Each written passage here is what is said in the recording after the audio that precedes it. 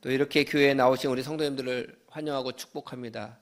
요번에 제가 지난주에도 말씀을 드렸지만 감기와 독감이 굉장히 유행을 많이 해서 많은 성도님들이 힘들어하고 계시는데, 또 회복하셔서 오신 분도 계시고 아직 진행 중에 계신 분도 계시고 또 많이 아프셔서 영상을 통해서 예배를 드리시는 분들도 계십니다. 또 그분들 빨리 회복하고 주임의 전에 함께 나와 예배 드리기를 간절히 소망합니다.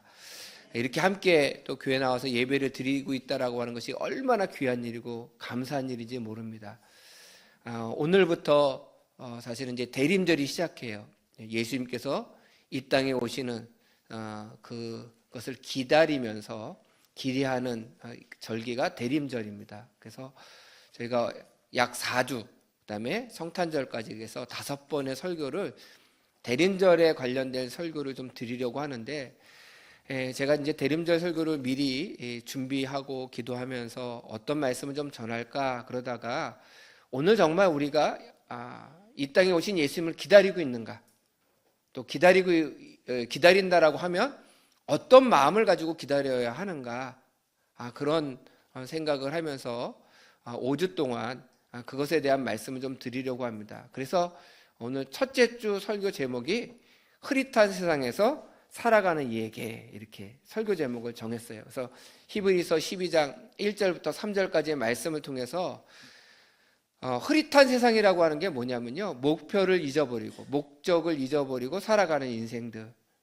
그런 의미를 가지고 있습니다. 그래서 그런 사람들에게 오늘 예수님께서 오신다라고 하는 것이 어떤 의미인가 좀 한번 깨닫고 또 변화되는 그런 귀한 시간 되시기를 간절히 축원드립니다.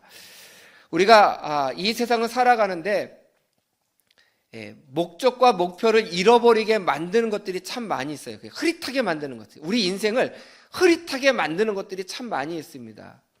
그것이 무엇이냐면 오늘 성경 말씀에 나오는 1절에 나오는 말씀이에요. 우리 1절에 나오는 말씀 우리 함께 다시 한번 봉독하도록 하겠습니다. 시작.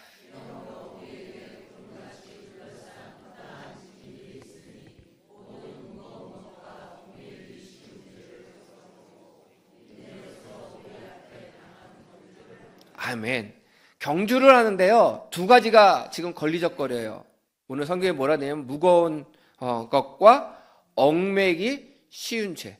그러니까 무거운 죄, 얽매기 쉬운 죄, 이 두 가지 죄가 우리를 흐릿하게 만드는 거예요. 근데 이 무거운 죄는 뭐냐면요, 이 무거운 죄는 뭐냐면 우리가 경주를 하는데 직접적으로 방해가 되도록 만드는 것. 그러니까 쉽게 얘기하면 이겁니다. 우리 성도님들 잘 아시는 내용이에요. 토끼와 거북이 경주 이야기 아시죠? 토끼와 거북이가 경주에서 누가 이겨요? 거북이가 이기죠. 거북이가 어떻게 이겼죠? 쉬지 않고 가서요? 토끼는 뭐 잠자고 뭐 여러 가지가 얘기가 나오죠. 근데 보세요. 토끼는 경주를 할 때 목표가 어디였냐면 거북이였어요. 내가 쟤보다 빨리 가면 돼. 내가 쟤보다 나으면 돼. 그래서 막 달려갑니다. 막 달려가다 보니까 목적지를 바라본 게 아니고요, 뭐를 바라봤냐면 거북이를 바라봤어요. 야, 쟤 저 뒤에 오네. 쉬어도 되겠네. 그래서 쉬는 거예요. 그러다가 깊은 잠에 빠지는 바람에 거북이가 추월합니다. 근데 거북이는 무엇을 바라보면서 경주를 했냐면 목적지를 바라보고 경주했어요. 토끼를 바라본 게 아니에요. 토끼를 바라보고 경주했으면요, 토끼가 쉥 하고 지나갔을 때 무슨 마음이 들었겠어요? 아유, 안 되는데 포기할까? 했을 거예요. 근데 거북이는 빨리 가는 게 중요한 것이 아니라 목적지까지 가는 게 중요한 거예요. 그의 목표는 목적지에 있는 거예요. 그의 눈은. 그러니까 어떻게 해요? 뚜벅뚜벅 갑니다. 토끼가 자도 자기는 목적지를 바라봤기 때문에 뚜벅뚜벅 걸어가면서 목적지까지 들어가는 거예요. 근데 토끼는 뭘 바라봤어요? 거북이를 바라봤어요. 목적지를 바라보지 못했어요. 거북이를 바라보니까 거북이를 바라보는 것 때문에 결국 늦잠을 자게 되고 결승점에 거북이보다 늦게 들어가게 됐어요. 요즘은 참 아이들이요 재미난 이야기를 많이 만들더라고요. 그 다음 이야기 혹시 아세요? 토끼와 거북이 2탄. 모르시죠? 토끼가 화가 나서 야, 또 경주해. 그때 거북이가 좋다고 그랬대요. 그래서 아까 돌아온 자리로 가기, 누가 먼저 가기. 그래서 토끼가 독한 마음을 먹고 이제는 내가 잠을 안 자리라. 그리고 열심히 달렸는데 또 졌어요. 왜냐하면 토끼가 이기기 위해서 산을 올라가는 경주로를 타켓을 했는데 그 다음에 내려와야 되잖아요. 거북이는 굴러서 내려올까 금방 내려왔대요.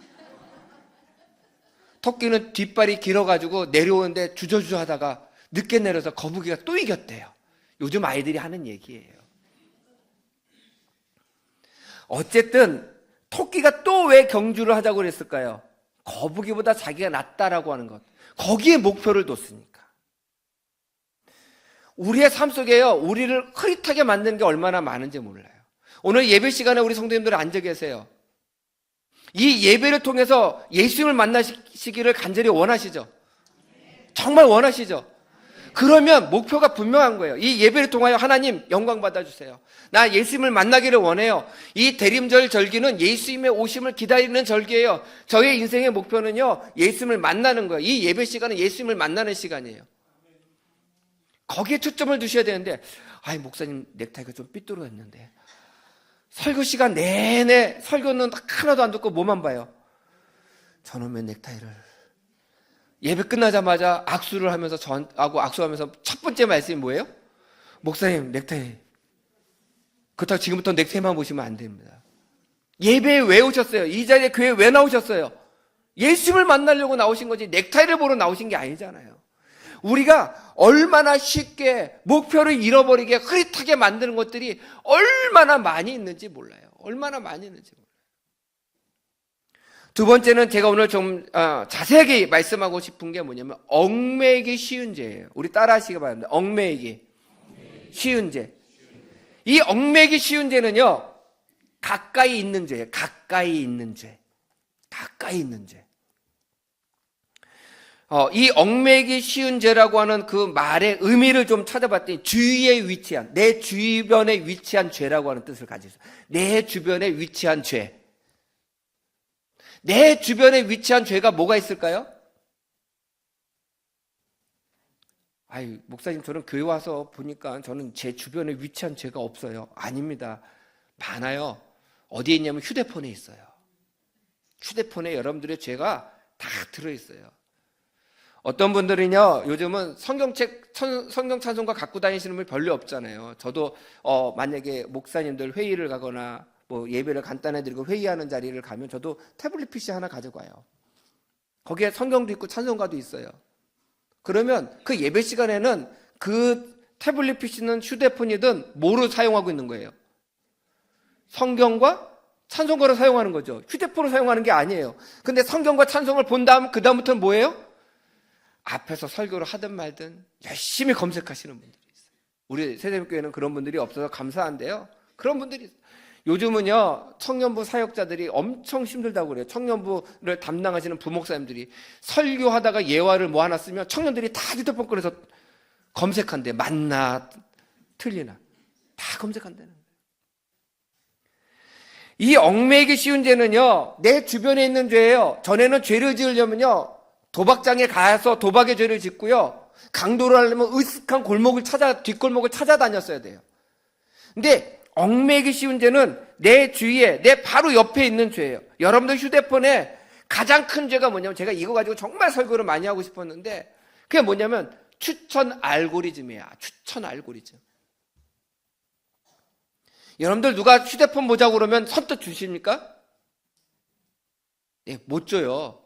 괜히 사생활이 다 드러날까 봐. 그런데요, 누구는 알고 있냐면 추천 알고리즘은 알고 있어요. 참 희한한 거예요. 남을 좀 헐뜯고 깎아내리는 자극적인 뉴스를 몇 번만 봐보세요. 정치에 관련된 뉴스 잠깐만 보세요. 그러면요, 그때부터 줄줄이 휴대폰 키면 뭐가 보여요? 그런 기사들만 보이는 거예요. 그런 기사들만. 제가 이렇게 태블릿 PC를 쓰는데 이렇게 이 PC를 쓸 때, 태블릿 PC 쓸 때 그 사용하는 펜슬이 하나 있어요. 그 펜슬이 너무 비싸서 좀 이게 아주 저렴한 그 펜슬을 좀 하나 살까, 그래서 제가 검색을 한번 한 적이 있어요. 요 며칠 전에. 휴대폰을 열기만 하면 지금 뭐를 뜨는 줄 아세요? 블랙 프라이데이, 할인율 80%, 특가 상품, 그것만 뜨는 거예요. 그것만.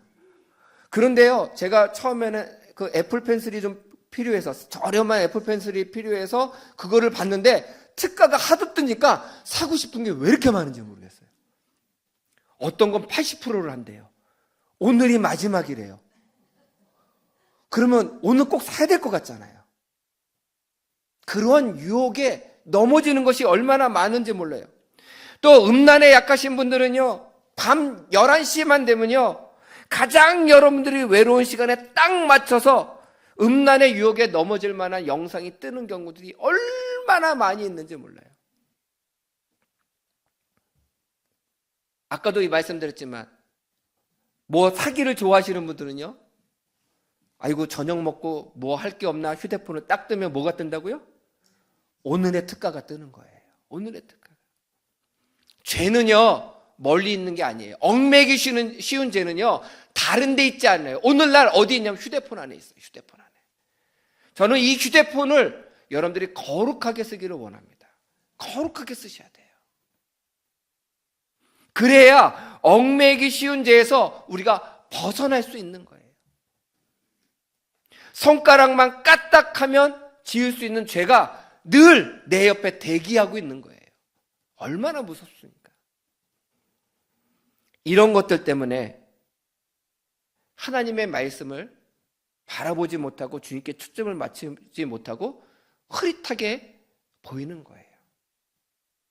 제가 요즘 목사님들을 이렇게 자주 이렇게 만날 일은 없지만 그래도 목사님들을 이렇게 만나게 되면 목사님들이 다 똑같은 얘기예요. 아유 목사님네 교회는 좀 어때요? 너무 힘들어요. 너무 어려워요. 요즘 청년들이요 교회를 안 나와요. 막 그런 얘기들을 많이 하세요. 저도 일부분 동의하지만 저는 그 이야기에 동의하지 않습니다. 전적으로 동의하지 않아요. 왜 그러냐면 제가 지난번에도 11월 달에 설교할 때도 말씀을 드렸지만 10월 3일 날 청년들 15,000명이요 일산 킨탁시에서 모여가지고 기도회를 12시간 했어요. 15,000명이 모여서. 근데 그 15,000명도요 그냥 내가 가고 싶어서 가는 게 아니에요. 거기 그 기도회 가려면 5만 원 회비를 냈어요. 청년들이 5만 원씩 회비를 내고요 갔다니까요. 저도 거기 기도회를 나중에 알고 가보고 싶어서 신청하려고 그랬는데 2달 전에 끝났어요. 예약이 2달 전에요. 그 기도회를 주도하셨던 그 목사님들이 지금 청주에서 제2차 기도회를 하세요. 10,000명 청주에서요. 3차를 부산에서 하신대요. 요즘 청년들이 15,000명, 여러분들 생각해 보세요. 어른들이 15,000명 기도회 5만 원씩 내시고 기도회 참석하세요. 그러면 몇 분이나 참석하실 수 있을까요? 요즘 청년들, 뜨거운 청년들 많아요. 기도 열심히 하는 청년들 많습니다. 무엇을 보느냐에 따라서 우리의 생각과 시선이 달라진다는 거예요. 안 되는 것만 보면 다 안 되는 거예요. 되는 것만 보면 뭐예요? 다 되는 거예요. 우리 성도 여러분들 믿음으로 뭘 보셔야 될까요? 안 되는 것을 보셔야 될까요? 되는 것을 보셔야 될까요? 잘하시네요. 잘 알잖아요. 그러면 되는 것을 보시면서 주님께 초점을 맞추면서 내 신앙의 초점이 흐릿해지지 않도록 무거운 죄, 얽매기 쉬운 죄들을 끊어버리고 주님께 초점을 맞추셔야 된다는 거예요. 흐릿하게 만드는 것들을 제거해 버리셔야 된다는 거예요. 저녁만 먹고 설거지가 끝나면 야 오늘 무슨 요일이지? 무슨 드라마 하지? 하지 마시고 오늘은 성경 어디까지 읽었지? 어저께? 오늘은 어디부터 내가 읽을 차례지? 아멘이 한 분도 없으시네. 어떻게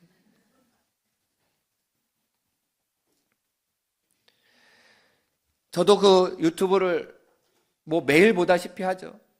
보면서 청년부 15,000명 그 기도하는 그분들, 또 그분들 중에 그것을 주최하셨던 목사님들과 제가 개인적으로 몇 분과 교제를 하고 있는데요. 그 목사님과 교제하고 거기에 일어났던 일들을 제가 유튜브로 동영상을 몇 번 보니까요. 요 근래 제가 뜨는 유튜브 동영상의 알고리즘은 뭐냐면요, 청년들 기도에만 떠요. 제가 그거를 보고 깜짝 놀랐어요. 와, 요즘 청년들 열심히 기도하는구나. 열심히 사는 청년들이 굉장히 많구나. 한탄해야 될 것이 아니고요, 기도해야 될 것이 생기지. 그런데 우리가 얽매기 쉬운 죄들, 무거운 죄들, 그곳에 바라보면서 있으면 주님을 바라보지 못하고 흐릿한 인생을 살아갈 수밖에 없다. 저는 우리 성도님들이 흐릿한 인생이 아니라 주님만을 바라보는 성도가 되시기를 간절히 축원드립니다. 그러면 주님을 우리가 어떤 모습으로 바라보셔야 되느냐? 우리 2절 말씀 우리 함께 봉독하겠습니다. 2절 말씀 시작.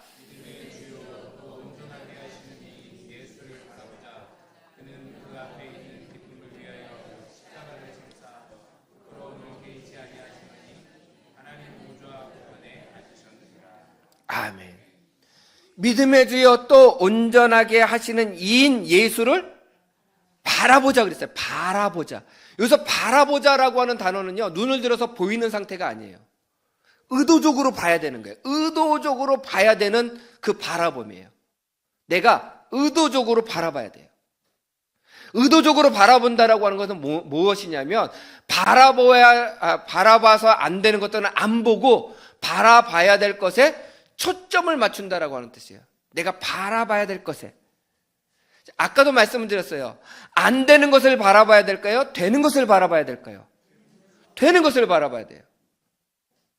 되는 것을 바라보고 그것을 쭉 묵상하고 그 일을 해내면요, 하나님께서 그 길을 인도하신다니까요. 근데 우리가 안 되는 것을 바라보잖아요. 우리가 공부를 하는 애들이 열심히 공부를 해요. 그러면 그 아이는 성적이 잘 나올 수밖에 없어요. 근데 그런 애들 있잖아요. 앉으면 5분 있다가 일어나요. 다 끝났대요. 다 한대요. 공부 다 했대요. 그런 아이들은요, 공부에 집중을 했어요, 못했어요? 못하는 아이예요. 바라본다라고 하는 것은요, 그것을 바라보기 위해서 내 노력과 내 의지가 필요하다는 거예요. 그냥 저절로 되는 게 아니에요. 주님을 바라보려고 애쓰셔야 된다는 거예요. 노력하셔야 된다라고 하는 거예요.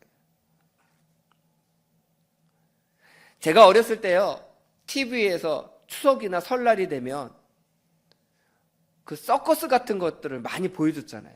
지금은 그런 거 잘 안 보여주지만. 근데 옛날에 제 어렸을 때 기억에 나야가라 폭포에 줄을 하나 탁 매놓고요, 줄타기 하는 사람이 거기를 큰 봉을 들고 이렇게 걸어가는 것이 그 어렸을 때 많이 보여줬어요. 그래서 기네스북에 올랐다, 그 사람이 막 가짜다 아니다 막, 저희 어렸을 때도 그런 얘기를 참 많이 했는데 그걸 보면 참 대단해요. 그런데 줄타기 하는 사람들을 훈련할 때 세 가지 원칙이 있대요. 세 가지 원칙이. 첫째는 발밑을 바라보지 말아라. 발밑을 바라보면 무서워서 건너갈 수가 없다. 두 번째, 환호하는 관중을 바라보지 말아라. 환호하는 관중을 바라보면 내가 이렇게 걸어가는데 저 사람이 나를 가지고 환호하고 있지, 그것을 의식하다 보면 실수하기 쉽다는 거예요. 그래서 환호하는 관중을 바라보지 말래요. 마지막의 원칙이 뭐냐면, 내가 도착해야 될 곳만 바라보고 가라. 이 세 가지 원칙이 되는 거예요. 발밑을 바라보지 말고, 관중을 바라보지 말고, 내가 도착해야 될 지점만 바라봐라. 다 의도된 거잖아요. 의도된 거잖아요. 오늘 성도님들이 오늘 이곳에 예배 드리러 오셨어요. 예배를 드리시는 순간, 지금 설교를 들으시는 순간, 여러분들이 설교를 통해서 예수님을 바라보셔야 돼요. 그 뜻은 무엇이냐면, 의도를 가지고 분명하게 하나님, 목사님을 통해서 주시는 말씀 속에서 하나님의 음성이 내 마음에 들려지게 하여 주시옵소서. 의도를 가지고 들으시라는 거예요. 우리 목사님 오늘 설교를 잘하나 못하나, 그런 것이 아니라, 저도 마찬가지예요. 제 이 앞에서 설교를 하는데 우리 성도님들이 오늘은 좋나 안 좋나, 아니면 딴짓을 하나 안 하나, 그것에 초점을 맞추면 하나님의 뜻을 온전히 전할 수 없다라고 하는 거예요. 저에게 주신 것은 제가 준비하고 기도로 하고 준비한 하나님의 말씀을 제 설교를 통해서 하나님의 말씀이 전달되기를 원합니다. 그리고 잘 전달하면 되는 거고요. 우리 성도님들은 저의 설교를 들으시면서 하나님 저 설교 말씀을 통해서 하나님께서 나에게 오늘 주시는 말씀이 무엇입니까? 듣고 깨닫기를 원하고 변화되기를 원합니다. 거기에 초점을 맞추고 들으시면 이 예배를 통해서 온전하신 주를 바라보는 삶을 사는 거예요. 다른 것에 초점이 있지 않습니다. 내 주위에 흐릿하게 만드는 것들이 얼마나 많이 있는지 몰라요. 그럴 때 우리는 의도를 가지고 하나님께 초점을 맞춰보세요. 초점을 맞춰보세요.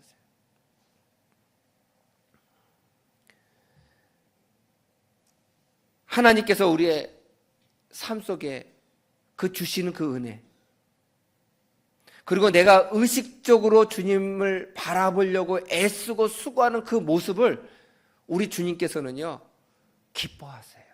기뻐하세요. 우리 가끔 여러분들의 삶 속에 바쁘고 힘든 일이 있고 그러면 사실 육체적으로 힘들 때도 있어요. 주일에 피곤해서 정말 예배 온전히 드리고 싶은데 너무 피곤해서 졸음이 올 수도 있습니다. 근데 그럼에도 불구하고 주님의 전에 나오는 그 주님을 바라보려고 애쓰는 그 모습을 우리 주님은 바라보신다는 거예요. 칭찬하신다는 거예요. 왜냐하면 그 피곤한 중에, 그 어려운 중에도 어떻게 해요? 예수님을 바라보시려고 나오신 거잖아요. 요즘 젊은 청년들에게 인기가 있는 연예인도 아닌 한 사람이 있습니다. 낭만 마라토너. 혹시 아세요? 심진석이라고 하는 선수입니다. 선수는 아니죠. 취미로 마라톤을 하는데 42.195km를요 2시간 30분에 들어와요. 거의 선수급으로 들어와요. 황영조 감독이요, 마라톤을 했으면 좋겠다, 내가 전문적으로 가르쳐주겠다 했는데 거절했어요. 왜냐하면 그 집이 너무 어려워서 장애가 있는 형이 있고 부모님이 연로하시기 때문에 본인이 돈을 벌지 않으면 가정을 이끌 수가 없어요. 그래서 열심히 일하고 그리고 본인 취미로 마라톤에 나오는 거예요. 요 근래 얼마 전에 기록을 세웠습니다. 어떤 기록을 세웠냐면 5일 동안 매일 42.195km를 뛰어서 5일 동안 5번을 뛴 거예요. 마라톤 풀코스를 5번을 뛰었어요. 다 5번 다 2시간 30분에 들어왔어요. 얼마나 놀라운 사람이에요. 대단한 사람이죠. 근데 제가 그분의 그 관심이 있어서 신문 기사를 보다가 유튜브를 찾아서 그분의 동영상을 몇 개를 봤더니 어제 동영상이 하나 뜨더라고요. 그래서 또 봤어요. 42.195km를 뛰는데 중간에 신발 끈이 끊어져 버렸어요. 우리 성도 여러분들, 42.195km를 뛰는데 운동화 끈이 끊어져 버렸어요. 풀려진 게 아니고요, 끊어져 버렸어요. 그럼 우리 성도님들 어떻게 하시겠어요? 못 뛰겠죠. 포기하겠죠. 끊어진 운동화를 끌고요 42.195km를 다 뛰었어요. 달리는데 신발이 뒤꿈치가 벗겨졌다, 다시 발 안에 들어갔다가 반복하는 거예요. 불만불평을 하나도 내세우지 않고 끝까지 달려서 결승점에 딱 도착합니다. 신발이요 너덜너덜해졌어요. 근데 핑계대지 않더라고요. 감사되는 거예요. 다 뛸 수 있어서, 결승점에 들어올 수 있어서 너무 감사하다고 막 웃으면서. 한번 이런 유튜브는 보셔도 좋아요. 신앙적으로 참 좋은 것 같아요. 그 얼굴과 표정이요 너무너무 행복한 표정인 거예요. 그렇게 뛸 수 있었던 이유가 뭡니까? 자기 인생에 핑계대지 않는데요. 그분은요, 줄이 끊어졌으면 우리 같으면 핑계댈 거 아니에요. 줄이 끊어져서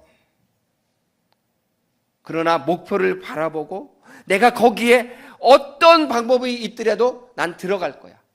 핑계대지 않고 끝까지 그것을 완주했을 때 그 모습이 가장 아름다운 모습이었다는 거예요. 오늘 우리가 주님을 바라보고 삶의 초점을 맞춰보는 것도 마찬가지입니다.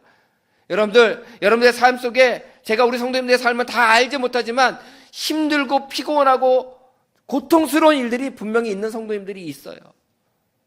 그러나 핑계대지 마시고 그럴 때일수록 주님을 더더욱 바라보시기를 간절히 축복합니다.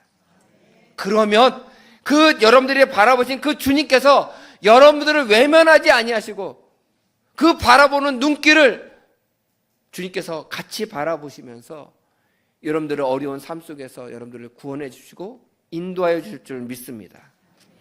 그러면 우리가 주님께 삶의 초점을 맞춘 다음에 어떤 모습으로 가지고 살아야 되냐? 마지막으로 드리고 싶은 말씀은 뭐냐면 생각하며, 우리 주님을 생각하며 살아가셔야 된다. 오늘 우리 3절 말씀 우리 함께 봉독하겠습니다. 3절 말씀 시작.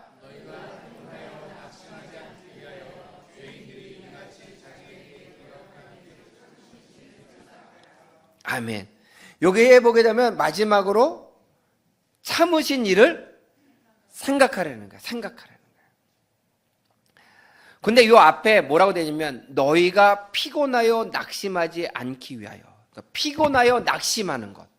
요 낙심하다라고 하는 단어를 제가 의미를 찾아봤더니 그거예요. 요즘으로 이야기한 번아웃, 탈진이에요. 탈진. 근데 어떤 탈진을 이야기하냐면 영혼의 탈진. 우리의 영혼이 탈진된 상태. 내가 아무것도 할 수 없는 상태. 우리 인생을 살다 보면요, 탈진의 상태가 심해지면 요즘은 어떤 일들이 일어나요? 우울증이나 공황장애가 일어나는 거예요. 그런 상태가 탈진의 상태예요. 영적으로 마음적으로 피폐해진 상태. 그럴 때 오늘 성경은 뭐라고 이야기하냐면 예수님을 생각하라는 거예요. 생각하라는 거예요. 여기서 생각한다라고 하는 것은 그냥 떠올린다라고 하는 것이 아니라 치밀하게 계산하여 그리고 생각해 본다라고 하는 거예요. 치밀하게 계산해 보고 면밀하게 따져 본다라고 하는 뜻을 가지고 있어요. 그러니까 이런 거예요. 내가 억울한 일을 당했어요. 억울해서 미칠 것 같아요. 분노할 것 같아요. 참을 수 없을 것 같아요. 그럴 때 치밀하게 계산하시는 거예요. 누구랑 비교하면서? 예수님과 비교하면서. 예수님과 비교하면서.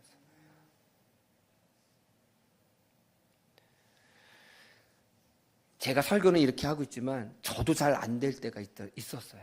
뭐 지금도 잘 안 되고 있지만 제가 풀타임 전도사를 할 때요, 출근을 하는데 저는 제 차선을 가고 있는데 옆 차선에서 제 차 뒷 문짝하고 범버를 들이받았어요. 그럼 누가 잘못한 거예요? 아니, 제 오른쪽 뒷문과 범버가 긁혔으면 뒷차가 잘못한 거잖아요. 그렇잖아요. 근데 그래서 딱 내려서 봤더니 제 차는 이제 뒷 범버가 덜렁덜렁 거리고 그 차는 앞 범버가 덜렁덜렁 거리고. 아니, 이렇게 왜 그러셨냐고 했더니 여자분이더라고요. 내리셔서 뭐 죄송하다고 얘기를 하더니 갑자기 제 차에 있는 성경 찬송가를 보더니 교회 다니시는 분이에요. 자기도 예수 믿는다는 거예요. 그다음부터 할 말이 없어지더라고요. 그러더니 자기도 급하게 어디를 가야 되고 그래서 저도 급하게 가야 됩니다. 그랬더니 그러면 전화번호를 주고받고 나중에 얘기하재요. 그래서 그러자고 그러고 했더니 점심때쯤 전화가 왔어요. 경찰서에서 뺑소니로 신고됐다고.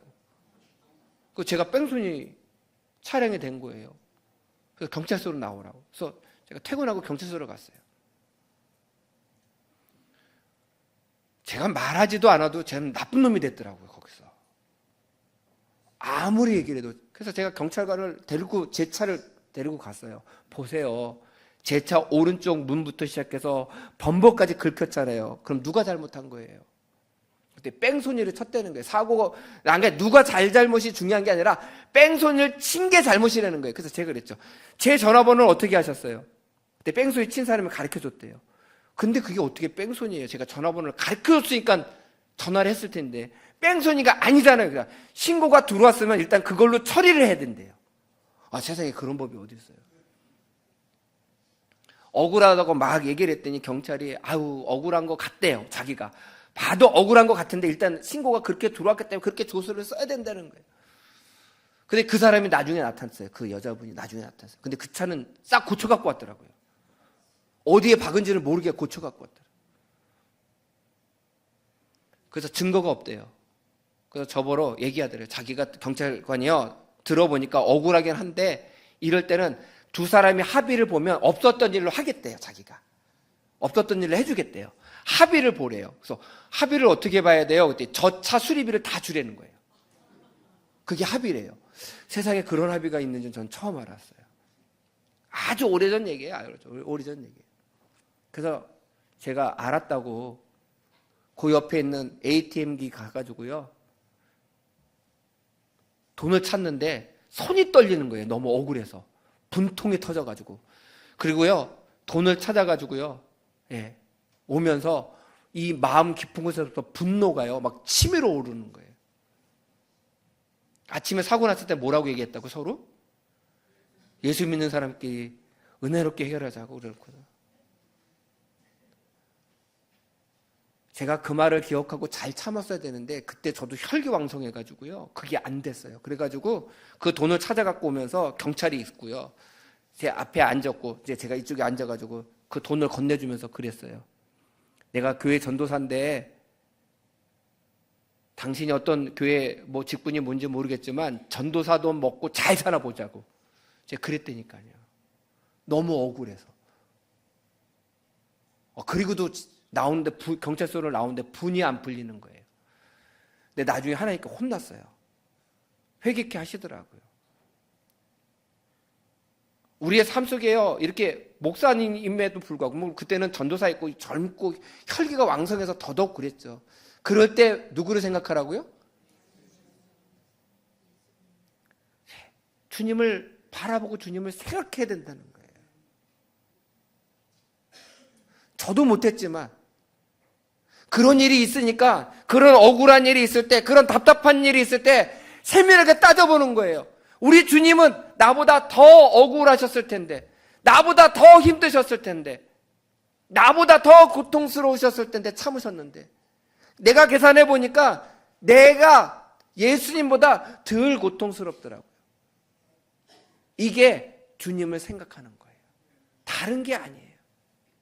그 주님을 생각하면서 주님께서 당하신 고난, 주님께서 당하신 그 의미를 내가 생각해 봤더니, 주님이 당하신 그 억울함을 생각해 봤더니 내가 당한 억울함보다 주님께서 당한 억울함이 훨씬 더 크겠네요.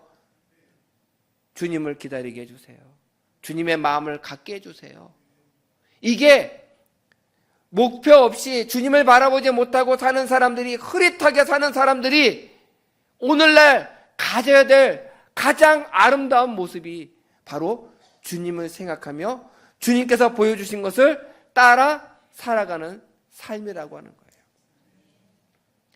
우리가 예수님의 오심을 5주 동안 기다립니다. 주수로는 4주죠. 예배로는 5번의 예배를 통해서 주님의 오심을 기다려요. 목적 없이 흐릿하게 연말이다 그렇게 생각하고 기다리는 자가 아니라 오늘의 말씀을 잘 떠올리시고 생각하셨으면 좋겠어요. 여러분들이 흐릿한 세상에서 흐릿하게 살아가는 인생이 아니라 정확하게 보고 정확하게 예수님을 바라보고 예수님을 생각하면서 우리의 인생의 목표가 되신, 우리의 가장 중요한 우선순위가 되시는 예수님이라고 하는 그 분을 반드시 또렷하게 쳐다보고 사는 인생들이 되셔서 흐릿한 인생이 아니라 분명한 목표를 가지고 살아가는 아름다운 인생 되시기를 주님의 이름으로 간절히 축원드립니다.